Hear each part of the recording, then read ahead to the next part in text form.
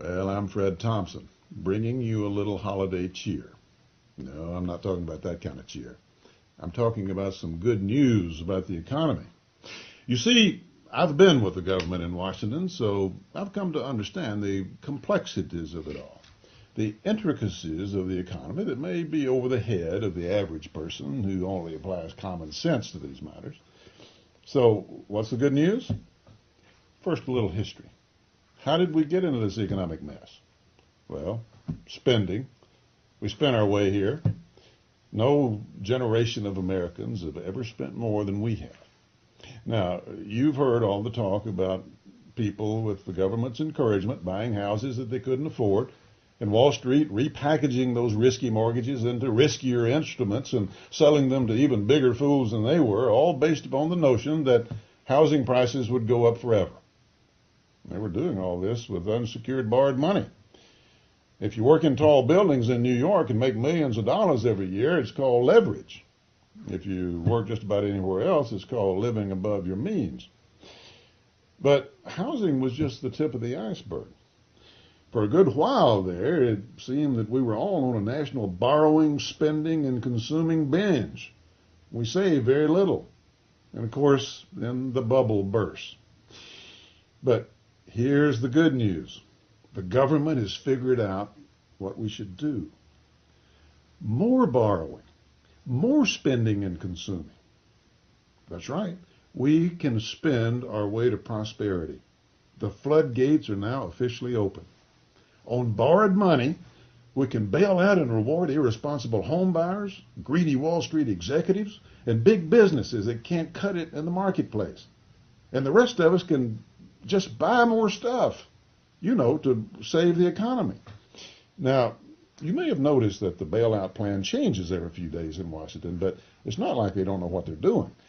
Government officials assure us that things will be much worse without their plan, whatever that plan turns out to be.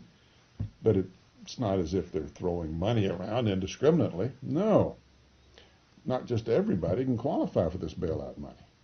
There is strict criteria in order to qualify for a bailout. Recipients must have screwed up on a monumental scale.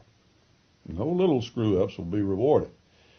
Now, the government has just assumed this last year almost $8 trillion in obligations. That's about half the size of our entire economy. So we're really getting on top of this thing.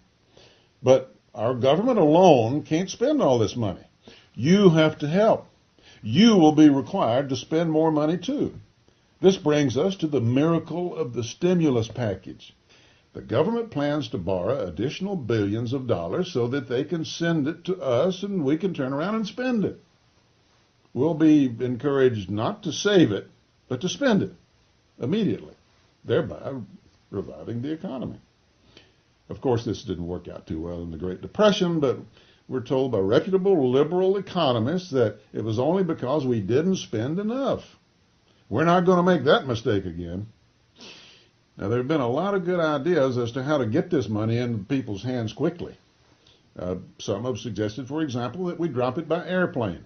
But that leaves something to be desired. Some people will have bigger rakes than others. It won't be distributed equitably. My favorite stimulus idea is to give everybody who needs a job a shovel. We put half the people to work digging holes. We'll get the other half to fill them up. Everybody gets a check, and the unemployment problem solved. And there's no limit to the number of holes that we can get Americans to dig and fill. Of course, severe penalties would have to be imposed upon anyone caught saving. As an important part of this Spend Yourself to Prosperity plan, the government has most recently come up with an $800 billion plan designed to make it easier for you to run up your credit card debt. I'm not kidding. I know you've always been told that that's the last thing you should do, but who are you going to listen to, your financial advisor or the government? I'll bet you never got a check from your financial advisor. The plan will also make it easier for people to refinance their mortgages so that they'll have additional borrowed money that they can go out and spend. Okay, I know what you're thinking. I thought we said we got into this trouble by borrowing, spending, and not saving. Well, that's true. But as the Washington experts and politicians have tried to explain to us, the way to get out of this economic mess is to double down on the stuff that got us into the mess in the first place. And now to the gentleman at my last lecture who said that this sounded like telling a fat guy that the way to lose weight is to eat more donuts. I can only say that there are clearly some among us who still don't quite understand the sophistication of the new economy. The experts say, sure, we still need to save more, but not yet. That can only come after we've spent enough to ensure prosperity. So we can't afford to save right now. We can only afford to spend.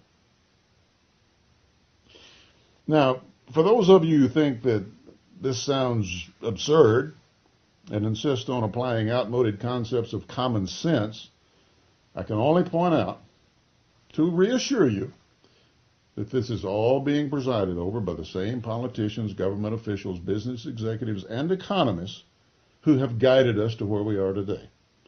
So obviously these people have the necessary experience to guide us through these tough economic times. Fortunately, the president-elect promises to even more aggressively follow these policies. Now, the confidence that these policies have engendered in the marketplace is reflected in the lofty heights to which the stock market has risen.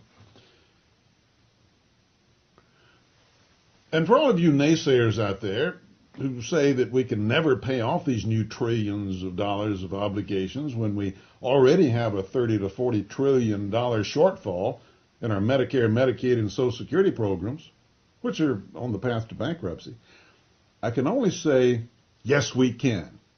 This is the best part of all, in fact. We can print all the money we need.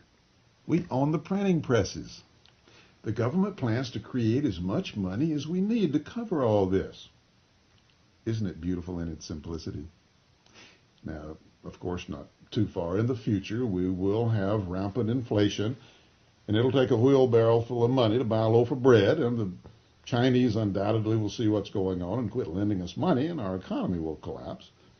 But the bottom probably won't fall out for years, long enough for our generation to fully enjoy the benefits of an artificially pumped up economy before we pass the bill on to our children. So this holiday season, be extra nice to the kids. Bless their hearts, they have no idea what's in store for them. But of course, that's their problem. Our job, your job, this holiday season is to follow the lead of our government. Spend more than you can afford, more than you can ever possibly pay back. Ask not what your country can spend for you. Ask what you can spend for your country. Isn't that what made America a great country? Happy holiday season.